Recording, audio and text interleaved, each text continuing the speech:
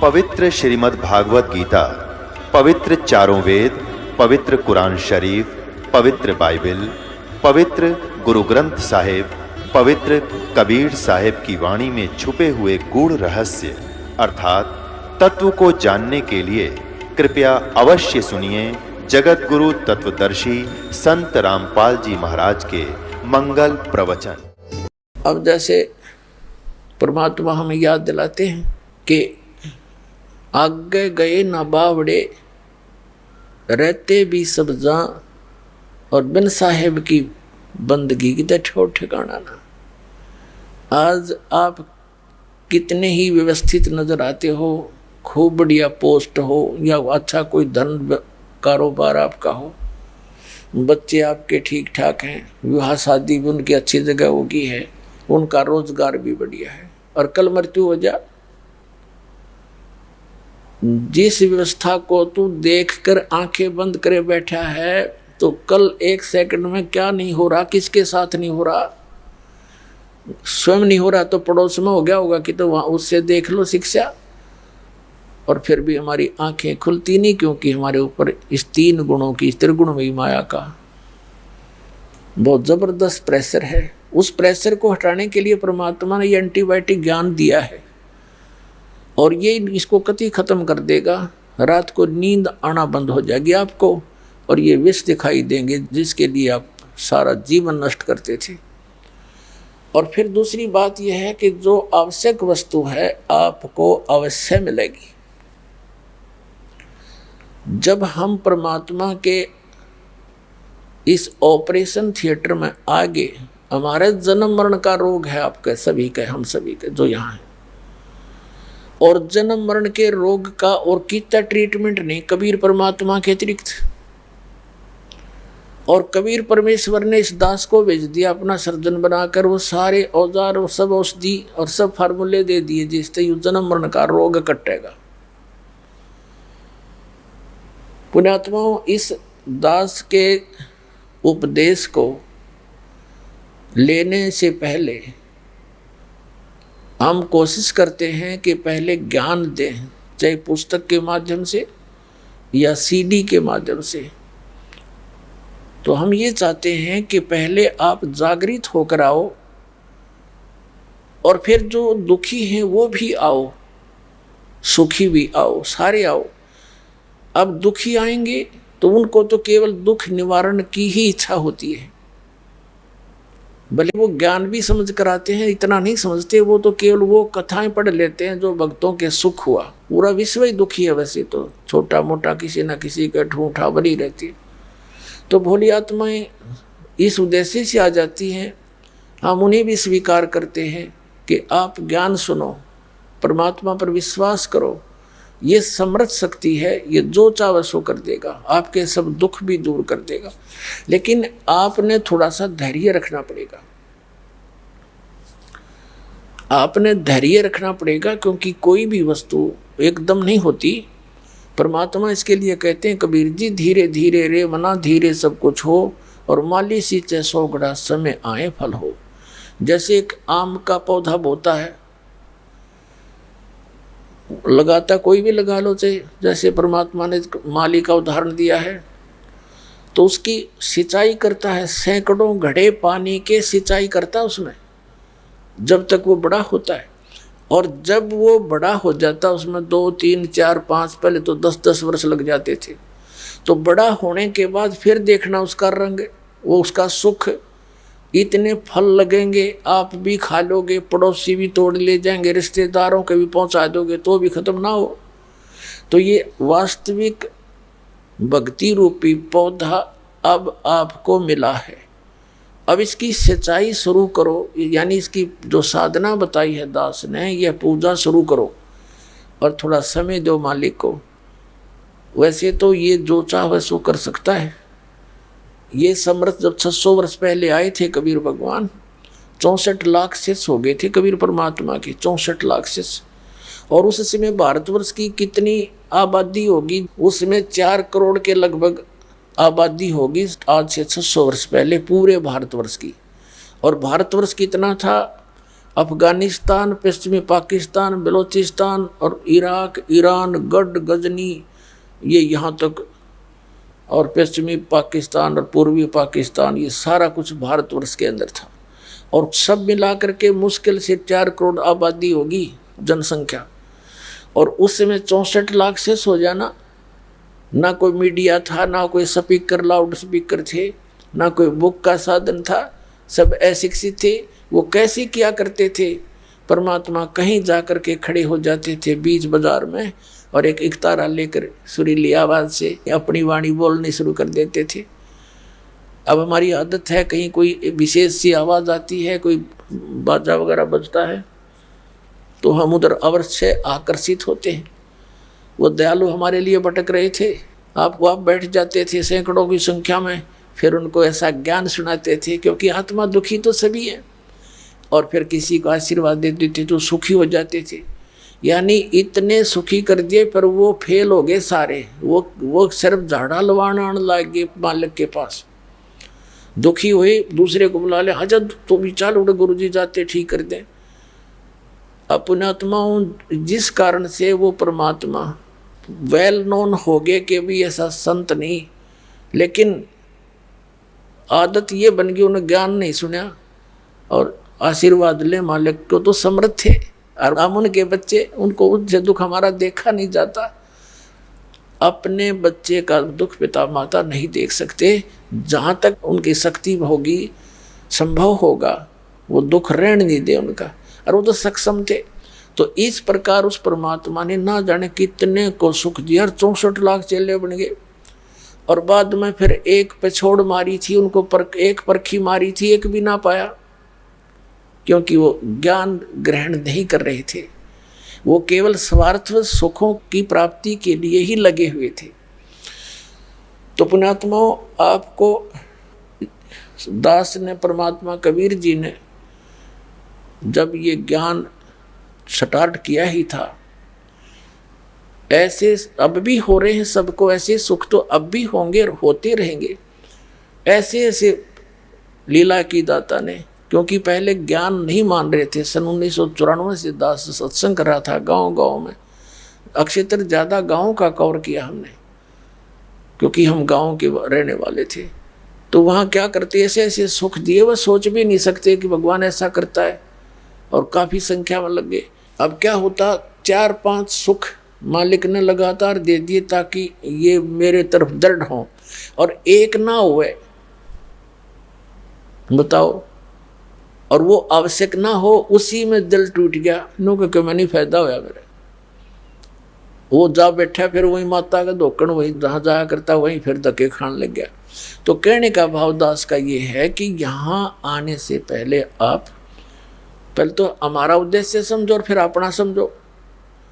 यहाँ आने के बाद सुख तो आपको होगा ही होगा, इसमें तो दो राय है नहीं, क्योंकि ये समर्थ है, लेकिन वो अपने हिसाब से करेगा। आप यहाँ आओगे, राहत मिलेगी, फिर आप बैठकर सत्संग सुनोगे। जिनको ऐसा ऐसा कष्ट था, सब फेल हो लिए थे, डॉक्टर भी, झाड़े झपटे भी, संत महंत भी, सब जगह, और यहाँ आते मालिक ने दया कर दी। यह तो होना ही है आपका, लेकिन होगा जब आप पूर्ण रूप से विश्वास कर लोगे। तो इसलिए दास पहले आपको ज्ञान से परिपक्व करना चाहता है। ज्ञान होने के बाद फिर कोई एकाध, मान लीजिए कोई नहीं भी होता है कार्य, और वो ना होने का कारण भी मालिक ही जानता है कि वो होने से आपको हानि है या लाभ है, तो फिर इस तरह आपने इस परमात्मा के ज्ञान को ग्रहण करके तब इस मार्ग पर चलना है। तो दास जो कहना चाहे है, सारा कुछ भूमिका बना के कि यहाँ भक्त आवें, हमारे ज्ञान के उद्देश्य को समझें।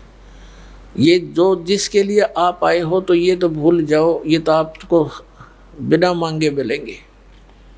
ये हमारा यहाँ जो आप मांगने आते हो, वो तो हमारा वो जनरल स्टोर भी नहीं है, ये तो हम आपके लिए रखते हैं, क्योंकि यहाँ पर सब सुविधाएं आपको देनी पड़ेंगी, तभी आप परमात्मा को पहचान पाओगे।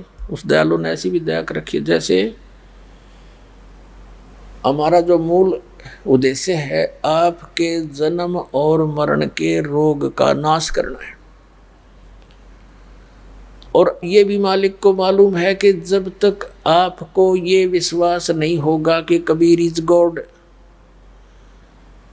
ये ज्ञान से, तो भी आप इस मार्ग पर सफल नहीं हो सकते। तीसरा, दाता को ये भी मालूम है कि कितना ज्ञान सुना लें, जब तक कोई यो कांटा नहीं निकलेगा, इतने आवाज सुहावे नहीं। परमात्मा परमात्मा है, वो सब जानते हैं मेरे बच्चों को किस चीज़ की आवश्यकता है। तो आपके जो पाप रूपी कष्ट ये कांटे हैं, ये तो वो निकाल ही निकालेगा। उनके निकले बिना आपका विश्वास नहीं हो सकता कि भगवान है। नहीं तो कितने गीत गा लें हम, कितने प्रमाण दिखा लें, आपका कति विश्वास ना हो। तो वो परमात्मा वो भी विश्वास कराएगा आपको, आपको सुख भी देगा। लेकिन इन संसारिक सुखों के ही डिमांड के लिए, इनकी ही इच्छा के लिए आपने केवल इसीलिए ये नाम ग्रहण नहीं करना चाहिए। दास का कहने का तात्पर्य है। फिर जब आप इस मार्ग पर लग गए, तो जैसे डॉक्टर के ऑपरेशन थिएटर में रोगी आ जाता है, तो वहां पर डॉक्टर की ही चलेगी, मरीज की नहीं चलेगी। यदि वो रोगी अपनी चलाता है तो वो डॉक्टर को डिस्टर्ब कर रहा है, वो उसका इलाज नहीं कर पाएगा और ना वो करवा पाएगा। तो पुण्यात्माओं, आप जी मूल उद्देश्य ये लेकर आइएगा कि हम कितने दिनों से यहाँ धक्के खा रहे हैं, भटक रहे हैं, और आप क्या मांग लोगे? किसी का पुत्र नहीं है तो पुत्र मांगने आओगे, निर्धन है वो धन मांगने आएगा, रोगी है वो सवा सत्य मांगने आएगा। अब परमात्मा कहते हैं ये जो तुम मांगने आओगे, ये ऐसी विधि बताएंगे हम, ये तुम्हें पहले मिलेंगी, ये तो मिलेंगी ही मिलेंगी, ये समझ लेना। जैसे किसान गेहूं बीजता है, तो गेहूं बीजता है, उसका उद्देश्य गेहूं से तूड़ा बनाना नहीं होता। गेहूं बीजने का उद्देश्य उसका चारा भूस प्राप्ति नहीं होता। उसका उद्देश्य होता है कि मेरे बच्चे भूखे ना मरे, मुझे गेहूं प्राप्त हो, अन्न प्राप्त हो। और गेहूं बीजा जाता है तो भूस उसके साथ होता है, वो तो पहले बनेगा, भूस तो बनेगा ही बनेगा उसमें। तो कहने का भाव ये है कि जो वस्तु आप मांगने आते हो वो तो है भूस, और जो हम देना चाहते हैं वो है कणक, आपकी जीवन रक्षा।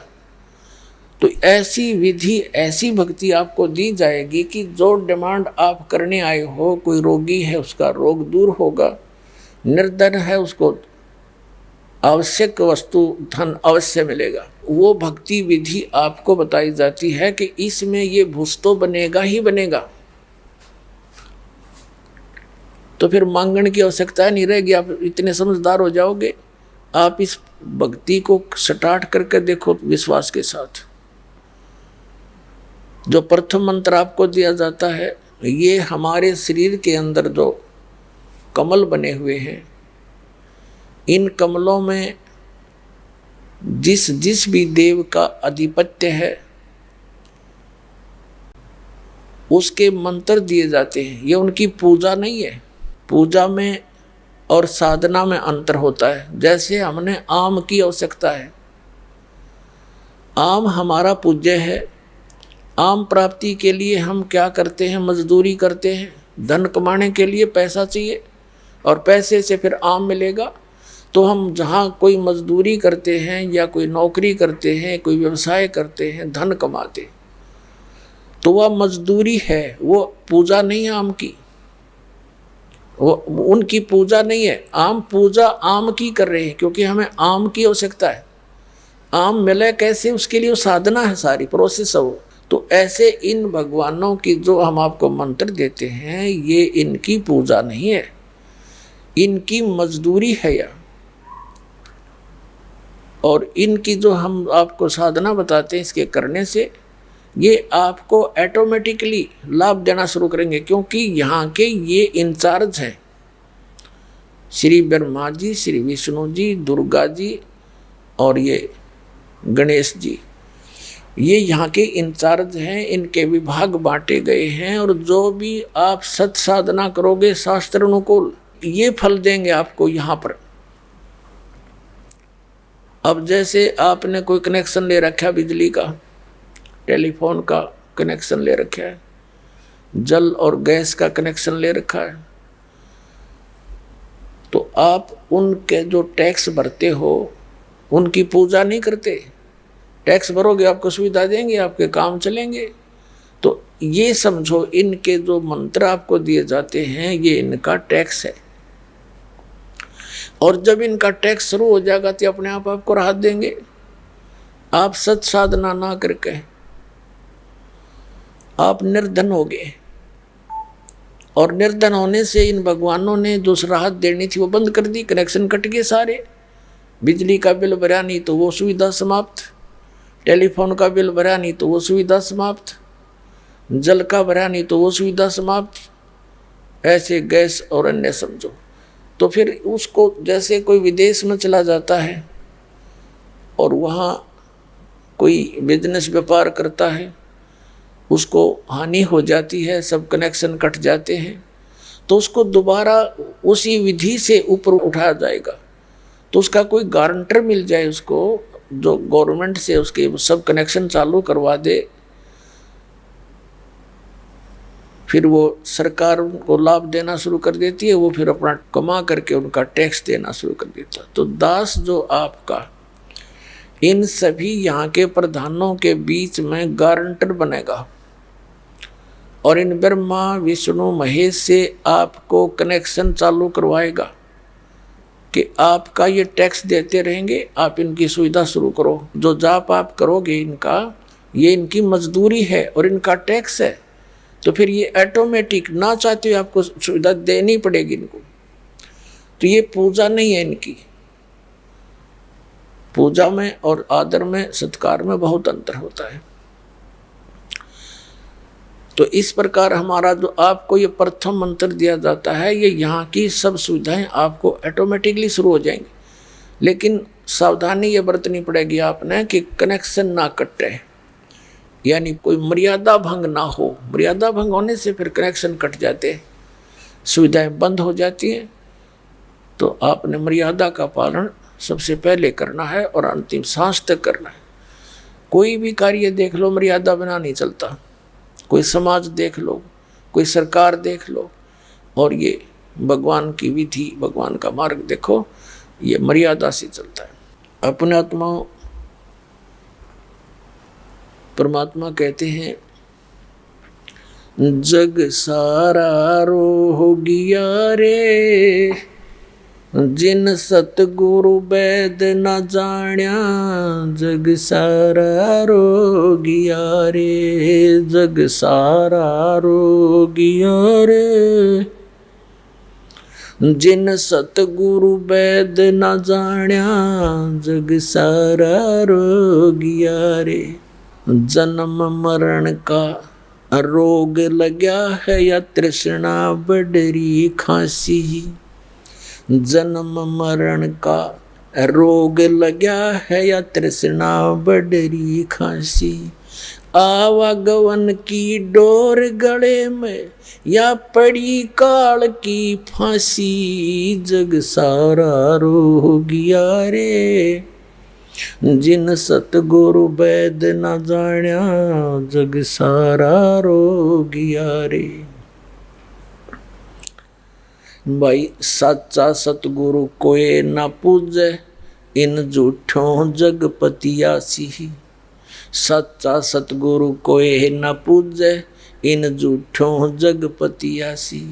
अंधे की बाँ गही अंधे ने, मार्ग कौन बतासी, जग सारा रो गया रे, जिन सतगुरु वैद न जाण्या, जग सारा रो गया रे, जग सारा रो गया रे, जिन सतगुरु वैद न जाण्या जग सारा रोगिया रे। भाई देखा देखी गुरु शिष्य बन गे, किया ना तत्व विचार्या। देखा देखी गुरु शिष्य बन गे, किया न तत्व विचारा। गुरु शिष्य दोनों के सिर पे यू काल ठोक पंजारा, जग सारा रोगिया रे। जिन सतगुरु वैद न जाण्या जग सारा रोगिया रे। जग सारा रोगिया रे, जिन सतगुरु वैद न जाण्या जग सारा रोगिया रे। भाई सार शब्द सर जीवन बूटी, घस घस अंग लगावे। सार शब्द सर जीवन बूटी, घस घस अंग लगावे। कहे कबीर तुम सतकर मानो, ये जन्म मरण मिट जावे। जग सारा रोगिया रे। जिन सतगुरु वैद न जाण्या जग सारा रोगिया रे। जग सारा रोगिया रे, जिन सतगुरु वैद न जाण्या जग सारा रोगिया रे। अपने आत्मा ये परमात्मा का ज्ञान है, उस मालिक का दिया हुआ। वो कहते हैं ये जन्म मरण का रोग लग गया, या तृष्णा बढ़ रही, खांसी और आवागमन आने और जाने की, जन्म और मृत्यु की, या डोर गले में और पड़ी काल की फांसी। फिर कहें साचा सतगुरु पूजे नहीं, इन झूठों जगपतियासी।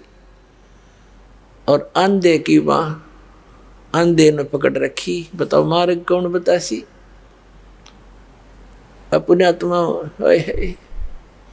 आप जी को शिक्षा का एक ऐसा उपहार मिल गया, आपके लिए शिक्षा वरदान बनेगी। क्योंकि हमारे सदग्रंथ जिनको हम शिरोधार्य मानते थे और मानते रहे हैं, उनमें ये भी हम मानते हैं कि इसमें जो लिखा फाइनल है, सही है। तो वही सदग्रंथ आज हमें गवाही दे रहे हैं कि जिनको तुम महर्षि, ऋषि, मंडलेश्वर, गुरु और ये ब्राह्मण ऋषि माना करते थे, इनको कख भी ज्ञान नहीं था भक्ति मार्ग का। इवन ब्रह्मा विष्णु महेश को भी ज्ञान नहीं भक्ति मार्ग का। तो अंधे की बाह पकड़ रहा अंधा, बता मार्ग कौन बतासी। पुण्यात्मा इस दास के साथ ये संघर्ष इसी कारण से हुआ था, क्रोथा कांड, कि दास ने इन सभी अज्ञानी ऋषि, महर्षि, मंडलेश्वरों की जो है ना वो थैली खाली करके दिखा दी। वो ISI मार्ग ला रहे थे और कख पाया ना। वेदों और गीता और पुराणों का नाम लेके और ये जो अपना अनुभव बता करके हमें ज्ञान सुनाया करते थे, अब उनके अनुभव को और अपने आदरणीय सदग्रंथों से उसको तुलना करके दिखा दिया कि हमारे सदग्रंथ ये बताते हैं और ये नकली ये बताते हैं। अब थोड़ी सी झलक दिखानी पड़ेगी आपको, नहीं तो ये बात कुनीन से भी कड़वी है कि ब्रह्मा विष्णु में इसको ज्ञान नहीं, और इनके पुजारी ऋषि महर्षि, ये नकली दानंद कैसे ऋषि महर्षियों को तो कख भी पता नहीं भक्ति मार्ग का। ये कलयुगी महर्षि था, इसका बड़ा बोलबाला था, हम भी इससे प्रभावित थे। लोक वेद सुन सुन कर इसकी दंत कथा सुन रखी थी। बड़ा ऋषि था, वेदों का बड़ा ज्ञाता था। तो दास ने इसी उद्देश्य से इसके इतिहास को खोला था कि यदि इसका समर्थन हमें मिल जाता है, सत्यार्थ प्रकाश इसकी एक पुस्तक है, सारे जीवन की रचना, सारे जीवन का जो इसने डले डोहे जो साधना की सत्यार्थ प्रकाश में लिख दी कि मैंने इतना जाना भगवान को। तो उसको देखा, फिर भगवान की वाणी, परमात्मा की वाणी तो हमें पहले ही प्राप्त थी, लेकिन उससे मेल नहीं खाई, कहीं पर भी इसका सिर पैर नहीं मिला था। फिर वेदों को देखा, दया कर इस कबीर भगवान ने गीता जी को देखा, पुराणों को देखा, कुरान और बाइबल को देखा। वो तेरे की बताओ, गीता पढ़ने वाले गीता से परिचित नहीं, वेद पढ़ने वाले वेदों से परिचित नहीं, पुराणों को पढ़ने वाले पुराणों से परिचित नहीं। ये भगवान, यूँ तो आवा का आवा खराब है। अविरोध तो होना ही था कि सबके विपरीत कहना, सब एक ही सुर में बोल रहे और दास उनके विपरीत कह रहा, सच्चाई कह रहा, लेकिन साच को आंच नहीं होती, ये भगवान का नियम है। और उसी का फल आज देख लो, 21 महीने जेल में भी डाल दिया दास को, तहस नहस कर दिया, क्रोधाश्रम सब लुटवा दिया, और आज मालिक ने फिर सिर पर रख लिया अपने बच्चों को। लेकिन हम किसी का बुरा नहीं मानते क्योंकि सभी अपने हैं। जैसे ये ऋषि में ऋषि थे जिनको हम बड़े पहुँचे हुए मान्या करते हैं, जैसे दुर्वासा जी के साथ यादवों के बालकों ने, यानी श्री कृष्ण जी के पुत्र प्रद्युम्न और 5-7 और इकट्ठे हो गए, दुर्वासा के साथ मजाक कर दिया। उस मजाक का इतना भयंकर श्राप दे दिया कि तुम्हारा नाश होगा, और सारे कटका मर गए यादव। और वो समर्थ कबीर भगवान के साथ ऐसा जुल्म गुजारे, जब सुनान लग जाता आंखों से आंसू नहीं खत्म हो आपकी। समय मिलेगा धीरे धीरे सुनाया करेंगे मालिक की, क्योंकि पहले तो दास चाहता है कि परमात्मा की अध्यात्म ज्ञान को सदग्रंथों के साथ जो है ऊपर उठाऊं, और फिर मालिक की गुणगान सुनाया करूंगा। फिर तो सब कोई यस होगा, नो तो हो ही नहीं सकती। तो एक बार इनके अज्ञान को ढा के कति खत्म करके इसको मिट्टी में मिला के और ज्ञान उभरेगा। फिर जो भी दास शब्द बोला करेगा, वचन कहेगा, सब कुछ स्वीकार्य होगा, सारी साची है, क्योंकि बगैर प्रमाण के दास कोई बात नहीं करता। तो इस कारण से परमात्मा ने किसी को श्राप नहीं दिया, ऐसे जुल्म गुजारे थे। किसको श्राप दे, किसको दुखी करे, वो तो 1 सेकंड में पूरे ब्रह्मांड का नाश कर सकते हैं। जो एक वचन से सब बना सकते हैं तो ढा भी सकते हैं। लेकिन अब पुण्यात्माओं, जब आप इस दास के पद पर होते तो पता लगता, जैसे परमात्मा मालिक है वो तो चलो, वो किसने मारे, सब वो शेख तबकी भी उन्हीं का बच्चा काल की भांगनी पी रहा था। एक शराबी बालक अपने पिता ने भी पीट दे, पर पिता का हाथ नहीं उठा करता बालक की तरफ, ठीक है भाई हौसमा होगा जब आप पर नमस्ते करेगा। तो ऐसे ही जब आप सभी शुरू में सब विरोध किया, गांव गांव हमारे साथ विरोध हुआ, जहाँ भी गए इसको ये कर देंगे, इसने हमारे देवता बंद करवा दिए, इसकी टांग काट देंगे, पता नहीं क्या सुनने को मिला, संघर्ष इतना करना पड़ा। अब उनकी वो भांग उतर गई, अब वो यहाँ दंडवत करते हैं आकर के जो विरोध किया करते थे, और गुणगान करते हैं, हम तो बर्बाद हो जाते हैं जब आपकी पालक की शरण नहीं मिलती। तो एक दिन पूरा विश्व ऐसा ही होगा, हमने कोई किसी से द्वेष नहीं। कबीर साहब कहते हैं, जो तोकू काटा बोवे ताको बो तो फूल, और तोहे फूल के फूल है वाको है त्रिशूल। और फिर हमारे साथ समर्थ है, फिर हमने किसी के साथ गिल्ला भी क्या है, जब मालिक साथ रहना चाहिए तो संसार तो फिर आपके साथ हो लेगा। जिसके साथ भगवान है तो हमारे साथ कबीर भगवान है, हम उसी के बच्चे हैं, सब अपने ही बच्चे हैं। दास का कति हृदय से दृष्टिकोण यही है, क्योंकि हमें ज्ञान हो गया, हमारा अंधेरा हट गया, हमने दूसरे कोई दिखाई नहीं देता, गरीब होते अमीर, हमने परमात्मा का बालक दिखाई देता है। अमीर है वो भी उसी का, कल मृत्यु हो जाए वो अमीर कहाँ रहेगा, वो तो सारा यहीं छोड़ गया, तो जोड़ा जाड़ा सारा वो तो एक सिंगल जाएगा वहाँ पर कंगाल होकर के। और वहाँ तो धनी वो होगा जिसके पास यह भक्ति होगी। कबीर सब जग निर्धना धनवंता ना कोए, और धनवंता सो जानिए जिस पर राम नाम धन होए। तो भगवान यहाँ के इस धन को ना देखता, उस राम नाम के धन न देखा, चाहे कंगाल के पास हो धन, उसको सीने से लगाएगा दाता, और सेठ के पास है वो भी परमात्मा के लिए प्यारा है। तो ये जो परमात्मा के इन प्रमाणों का, सच्चाई का इतना परिणाम हमें मिला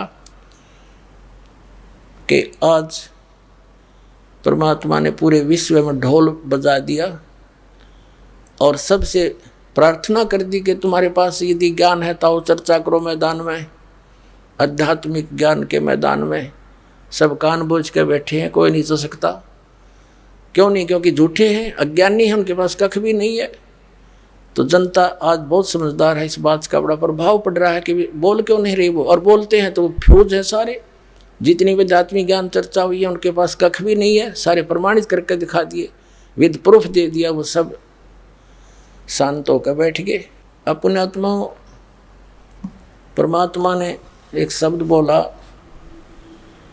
अंधे की बाँ गई अंधे ने मार्ग कौन बतासी, और साचा सतगुरु कोई ना पूजाए झूठों जगपति आसी। फिर परमात्मा ने कहा है कि देखा देखी गुरु शिष्य बन गए, किया न ततो विचारा, और गुरु शिष्य दोनों के सिर पर काल ठोका पंजारा। यहाँ ये चाहे मंडलेश्वर पाके बैठे हो, चाहे आचार्य और शंकराचार्य अपने बैठे हो, और चाहे कितने ये गुरु पद प्राप्त करके अपने पुनों का नाश कर रहे हो, इस सत भक्ति के बिना, इस सच्चे मंत्र की कमाई के बिना वहाँ कोई सहारा नहीं जीव को। गुरु चेले दोनों पट्टेंगे ऊपर जा कर के। परमात्मा कहते दोनों के सिर पे काल ठोका पंजारा। तो उससे बचने के लिए एक ही तरीका है, सतलोक आश्रम बरवाला में आओ और ये सच्चा ज्ञान प्राप्त करो और नाम प्राप्त करो, सदा सुखी तेरे बालक भी सुखी। एक थोड़ी सी झलक दिखाते हैं, ये कितने ज्ञानी थे ब्रह्मा विष्णु महेश और ये ऋषि महर्षि। थोड़े से समय में सब क्लियर हो जाएगा अपने ही सदग्रंथों में देखिएगा। श्रीमद् देवी भागवत सचित्र मोटा टाइप गीता प्रेस गोरखपुर से प्रकाशित है।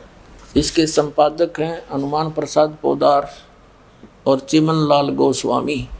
ये यहाँ से प्रकाशित है, गीता प्रेस गोरखपुर, गोविंद भवन कार्यालय कोलकाता का संस्थान। और यही इसके मुद्रक हैं, ये इनकी फैक्स और फोन नंबर है। पहला सकंद संक्षिप्त देवी भागवत 28 पृष्ठ पे। एक बार नारद जी और व्यास जी की आपस में चर्चा गोष्ठी हुई।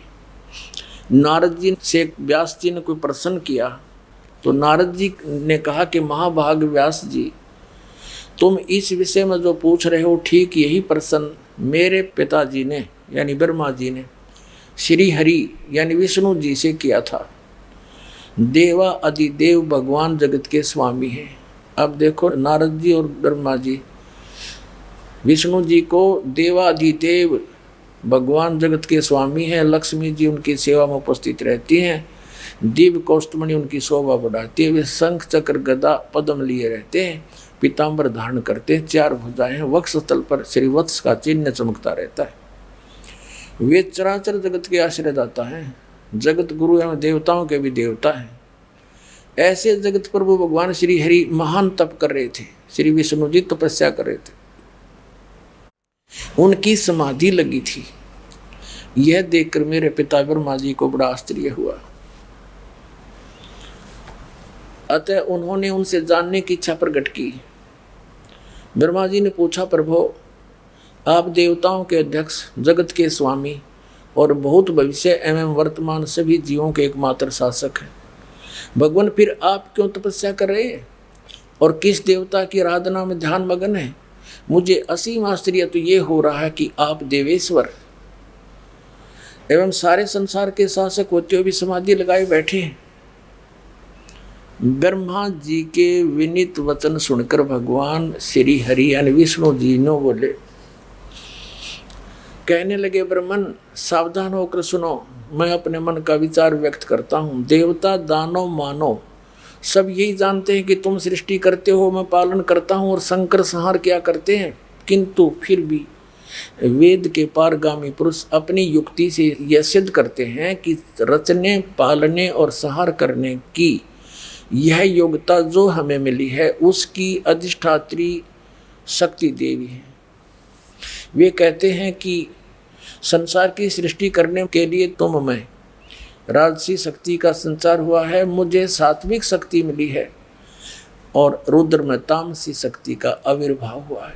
उस शक्ति के अभाव में तुम इस संसार की सृष्टि नहीं कर सकते, मैं पालन करने में सफल नहीं हो सकता और रुद्र से संहार कार्य होना भी संभव नहीं।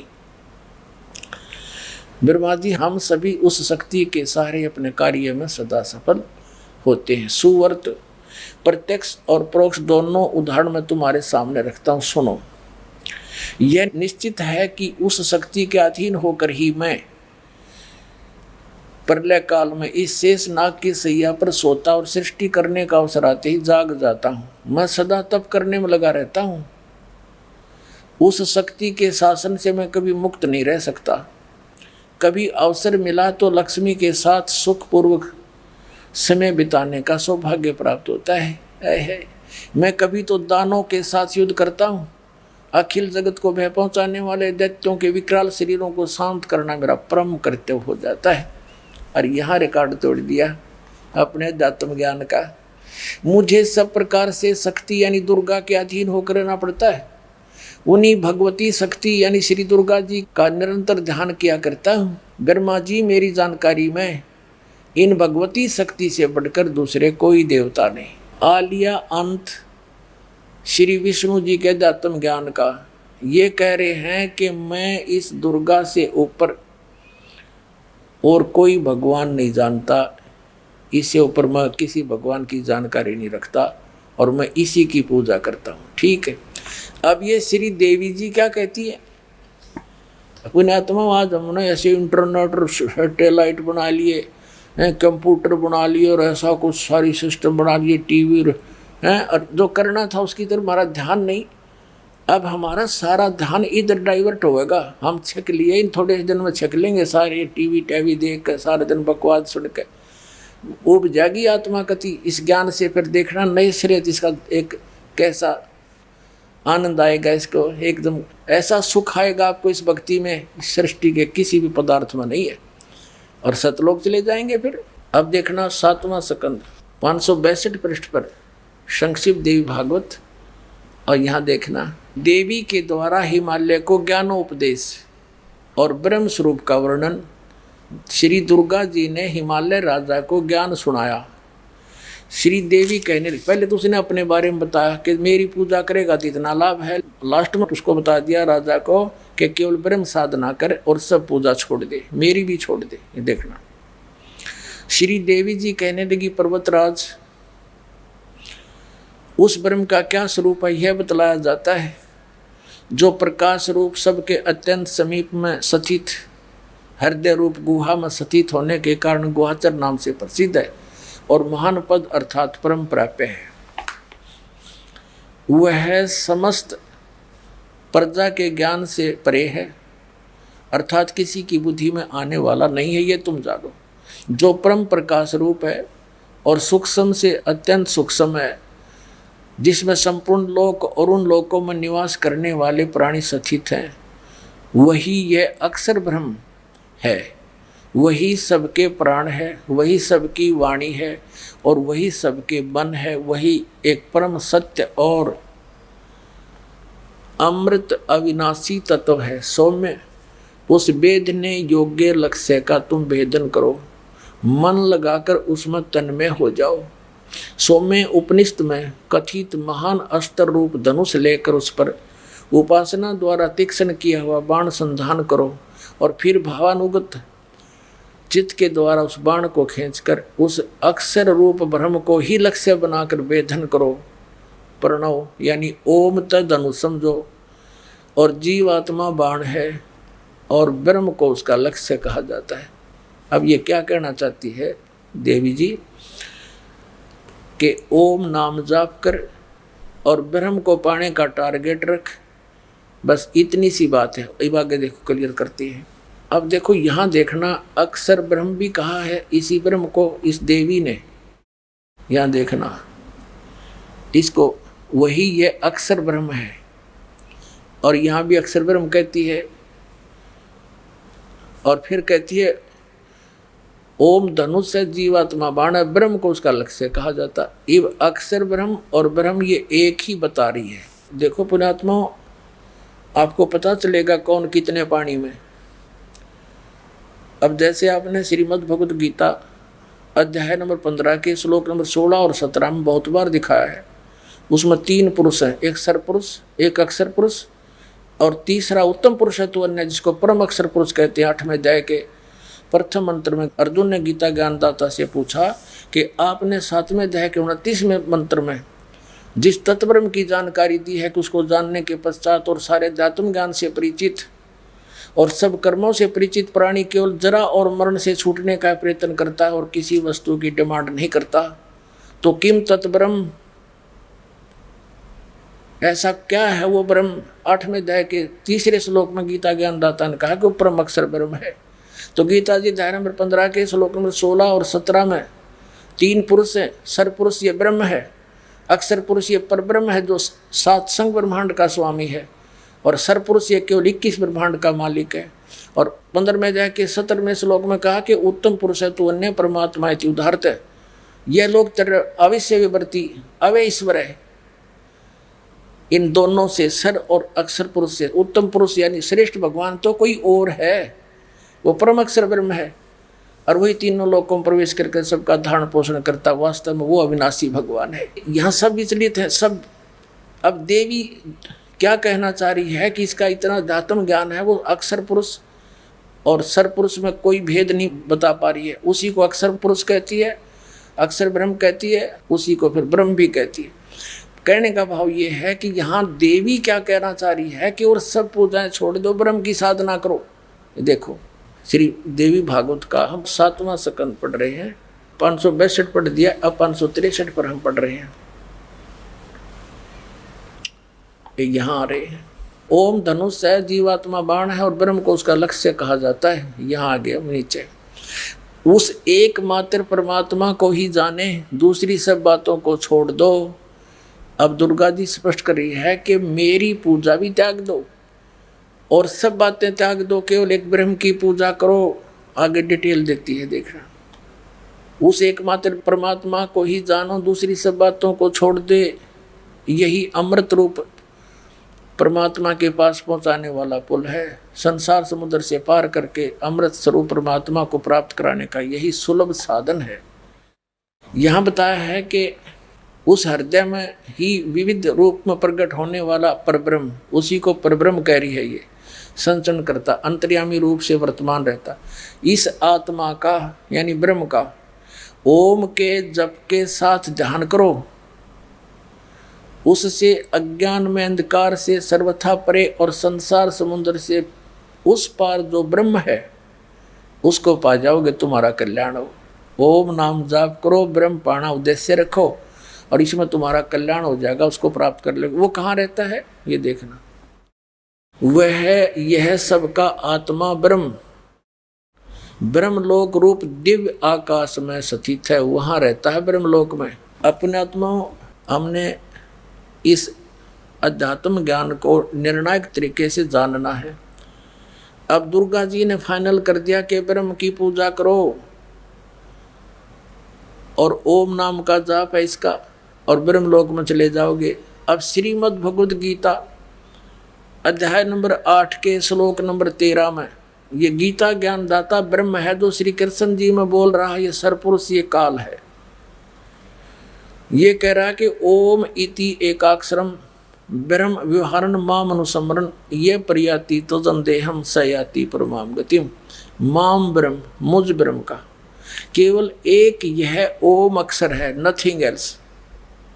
उच्चारण करके सिमरण करता हुआ यह प्रयाति तो जंदेहम जो शरीर छोड़कर जाता है, सयाति परमाम गतिम वो परम गति को प्राप्त होता है। कौन सी परम गति को? जो ब्रह्म से मिलने वाली है। और ब्रह्म से मिलने वाली परम गति क्या है? ब्रह्मलोक।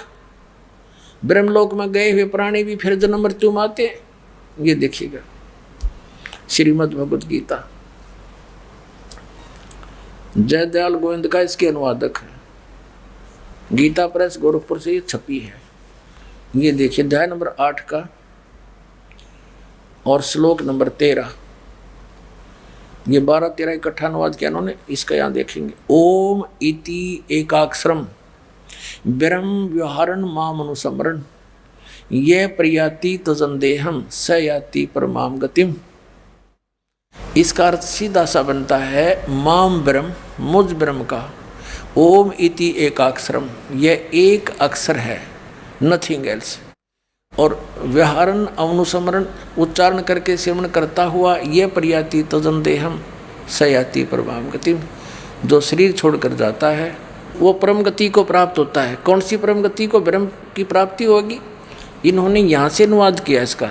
जो पुरुष ओम इस एक अक्षर रूप ब्रह्म को उच्चारण करता हुआ और उसके अर्थ स्वरूप मुझ निर्गुण ब्रह्म का चिंतन करता हुआ शरीर त्याग कर जाता हुआ पुरुष परम गति को प्राप्त होता है। अब यहाँ देखो 8वें अध्याय के 16वें श्लोक में। अब ओम जाप से ब्रह्म लोक प्राप्ति होगी। ओम नाम ब्रह्म का है। श्री देवी जी ने देवी पुराण में स्पष्ट कर दिया हिमालय को कि ओम नाम का जाप करो और ब्रह्म प्राप्ति का उद्देश्य रखो, तुम्हारा कल्याण हो। अब उसको पा जाओगे। वो कहाँ रहता? ब्रह्मलोक में। अब गीता क्या बताती है? गीता जो है श्रीमद् भगवद गीता पवित्र चारों वेदों का निष्कर्ष है।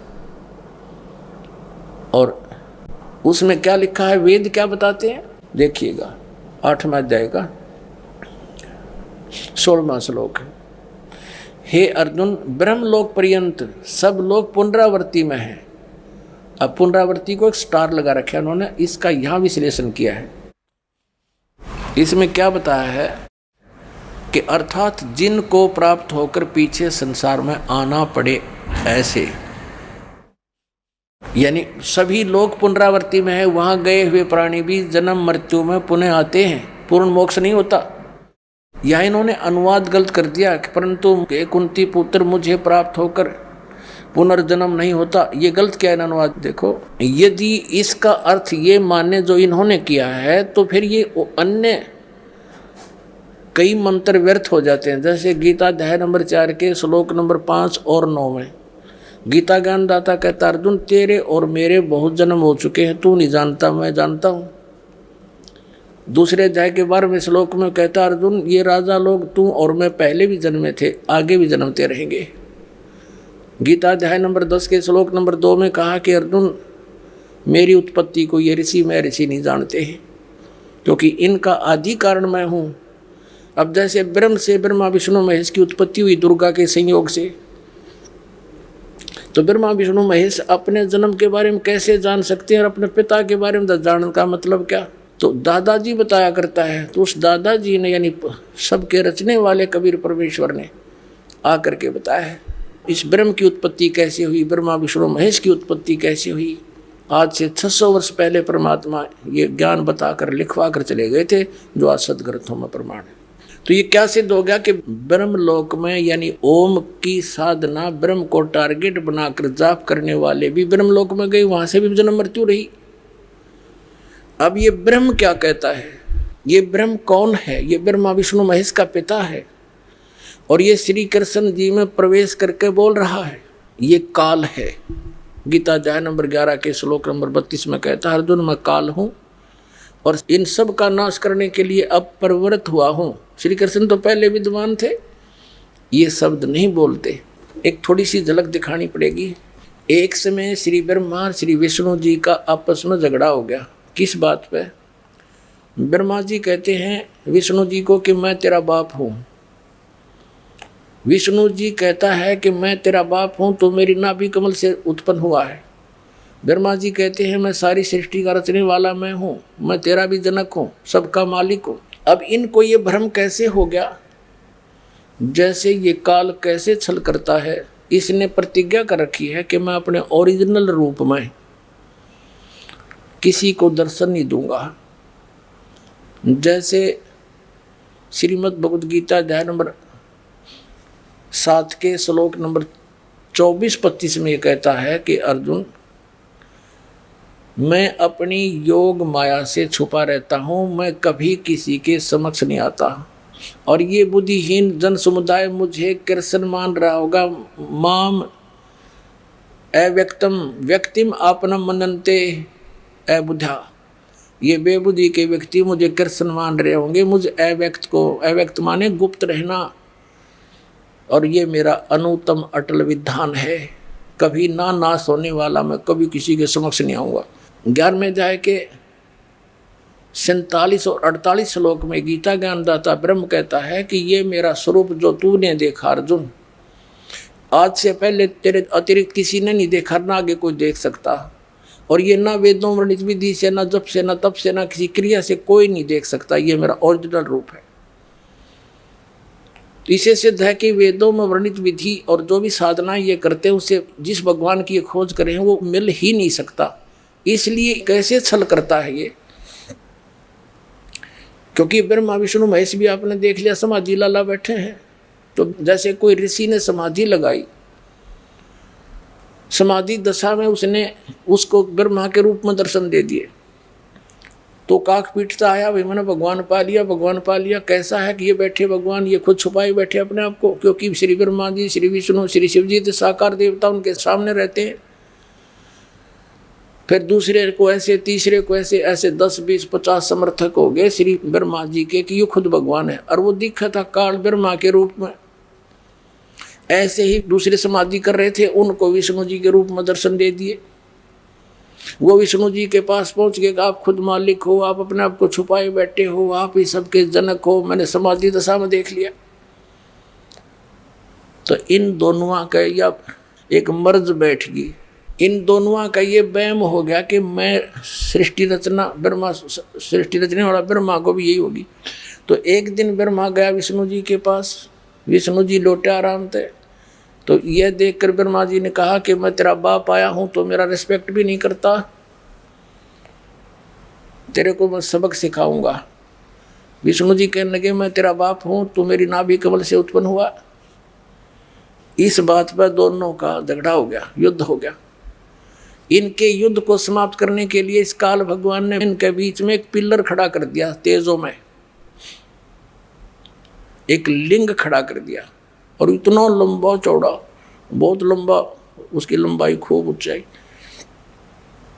तो उसके और छोर को खोजने के लिए दोनों ऊपर नीचे लागे घूमने, युद्ध बंद हो गया। फिर ये स्वयं आ खड़ा हुआ अपने पुत्र शिव के रूप में। अब यहाँ नो भ्रम पड़ा रहा अभी तक, ये सबको धोखा दे कर रखता। अब इस थोड़े से कंसेप्ट में ये क्लियर होगा कि गीता ज्ञान बोला किसने और बोलने वाला कौन है। वो ब्रह्मा विष्णु महेश का पिता है। ये देखिएगा श्री शिव पुराण, गीता प्रेस गोरखपुर से प्रकाशित है। संपादक हनुमान प्रसाद पोदार और प्रकाशक एवं मुद्रक है गीता प्रेस गोरखपुर, गोविंद भवन कार्यालय कोलकाता का संस्थान। ये देखिएगा, ये 24 पृष्ठ पे ब्रह्मा और विष्णु लड़ रहे थे, इनके बीच में ये पिलर खड़ा कर दिया। और फिर ये आप आ गया इनके बीच में, न लग गया ज्ञान सुनाने। ये देखिएगा 25 पृष्ठ पे विद्वेश्वर संहिता। अब ब्रह्मा और विष्णु ने पूछा, प्रभु इस काल से शिव रूप में आ गया, ये शिव रूप में सृष्टि आदि 5 कर्तव्यों के लक्षण क्या हैं, यह हम दोनों को बताइए। भगवान शिव बोले, मेरे कर्तव्यों को समझना अत्यंत गहन है, तथापि कृपा पूर्वक तुम्हें उनके विषय में बता रहा हूँ। अब आगे आ जाओ, हम अपने मतलब की बात पढ़ लेंगे। 26 पे हम पढ़ रहे हैं संक्षिप्त शिव पुराण विद्वेश्वर संहिता। अब ये काल उनको कह रहा है, दोनों को, ये शिव रूप में आ गए। ये क्या कह रहा है, पुत्रों तुम दोनों ने, ब्रह्मा और विष्णु को पुत्र कह रहा है, तपस्या करके प्रसन्न हुए मुझ परमेश्वर से सृष्टि और सतीथि नामक 2 कृत प्राप्त किए हैं। ये देखो कैसा कमाल कर रखा है। कहते तुमने तप किया और मन प्रसन्न होकर तुमको ये 2 जॉब दे दिए, 2 विभाग, सृष्टि और सतीथि। ईंग लगी ना फटकड़ी, पहले इन बडड़े डुआए, तपस्या करवाई, इनको चार्ज करवा दिया, बैटरी होगी, सिद्धि आ गई, इनको भी ये 2 महकमे दे दिए दोनों को। अब तुम फोड़ो कर्म। अब देखो, पुत्रों तुम दोनों ने तपस्या करके प्रसन्न हुए मुझ परमेश्वर से सृष्टि और सतीथि नामक 2 कृत प्राप्त किए। ये दोनों तुम्हें बहुत प्रिय हैं। इसी प्रकार मेरी विभूति स्वरूप, यानी मैं इस रूप में खड़ा हूँ, मेरे जैसे रूप वाले रुद्र और महेश्वर ने 2 अन्य उत्तम कृत्य, यो ने है मैं नहीं है, गलती से लिखा है, रुद्र और महेश्वर ने ये 2 अन्य उत्तम कृत्य संहार और तिरोभाव मुझसे प्राप्त किए हैं, परंतु अनुग्रह नामक कृत्य दूसरा कोई नहीं पा सकता। अब देखो, ब्रह्मा और विष्णु ये दोनों हो गए, रुद्र और महेश्वर 4 हो गए, बोलनिया 5वां। अब ये बोलने वाला कौन है, ये काल है, यो ब्रह्मा विष्णु महेश इन सब का पिता है। अब ये आगे क्या ज्ञान दे रहा है कि मेरा ओम नाम है और ये 5 अवयव से बनकर एक अक्षर हो गया। ये देखो 26 पृष्ठ पे संक्षिप्त शिव पुराण पे, यहाँ आगे मैंने पूर्व काल में अपने स्वरूप भूत मंत्र का उपदेश किया है, जो ओंकार के रूप में प्रसिद्ध है। वह मंगलकारी मंत्र है। सबसे पहले मेरे मुख से ओंकार ओम प्रकट हुआ, जो मेरे स्वरूप का बोध कराने वाला है। ओंकार वाचक है, मैं वाच्य हूँ। ये मंत्र मेरा स्वरूप ही है। प्रतिदिन ओंकार का निरंतर स्मरण करने से मेरा ही सदा स्मरण होता है। मेरे उत्तरवर्ती मुख से अकार का, पश्चिम मुख से उकार का, दक्षिण मुख से मकार का, ए ऊ मैं, और पूर्ववर्ती मुख से बिंदु का, मध्यवर्ती मुख से नाद का प्राकट्य हुआ है। इस प्रकार 5 अवयवों से युक्त ओंकार का विस्तार हुआ है। इन सभी अवयवों से यानी विभागों से, पार्ट से एकीभूत होकर यह प्रणव यानी ओम नामक एक अक्षर हो गया सिद्ध। अब यहाँ इन्होंने ओम नमः शिवाय ये मंत्र नहीं है, अनुवादकर्ता का अपना ज्ञान है ये, इसलिए इसको अलग लिखाई में भी लिखा है। यह 5 अक्षर मंत्र है, नहीं, ये तो ओम है। ये ओम है 5 अक्षर मंत्र। ये 5 अवयव से युक्त ओंकार का विस्तार हुआ है। इन सभी अवयव से एकीभूत होकर, 5 से एकीभूत होकर ओम नामक एक अक्षर हो गया। ये ओम नमः शिवाय नहीं है, ये 5, ये तो ओम ही है सीधा। अब इससे क्या सिद्ध हो गया कि ओम किसका मंत्र है? ये ब्रह्मा विष्णु महेश के पिता का। और गीता किसने बोली? इस काल ने। ये 8वें अध्याय के 13वें श्लोक में आपने देख लिया। ओम इति एकाक्षरम ब्रह्म विहारण मामनुसमरण ये प्रियाति तजन देहम सयाति परमाम गतिम। मुझ ब्रह्म का केवल एक ओम मंत्र है, और जो इसका अंतिम सांस तक सिमरण करके शरीर छोड़कर जाता है तो इस ओम से मिलने वाली परम गति ब्रह्मलोक प्राप्ति होती है। ब्रह्मलोक में गए हुए प्राणी भी जन्म मृत्यु में आते हैं। गीता ज्ञानदाता 2 अध्याय के 12वें श्लोक में गीता में, और 4 अध्याय के 5 और 9 में 10वें अध्याय के 2 श्लोक में स्पष्ट करता है कि अर्जुन तेरे और मेरे बहुत जन्म हो चुके हैं, तू नहीं जानता मैं जानता हूँ। यानी गीता ज्ञानदाता का उपासक भी जन्म मृत्यु के रोग से नहीं छूट सकता। इसलिए गीता अध्याय नंबर 15 के श्लोक नंबर 1 से 4 में स्पष्ट किया गीता ज्ञानदाता ने कि जो 4 अध्याय के 32 और 34 श्लोक में जिस तत्वदर्शी संत से ज्ञान प्राप्त करने की मैंने कहा है, उस ज्ञान का आश्रय करके और उसकी पहचान बताई है 15वें अध्याय के प्रथम मंत्र में कि उल्टे लटके हुए संसार रूपी वृक्ष के सभी विभाग जो बता देगा स वेदवित, वो तत्वदर्शी संत है। उसके पश्चात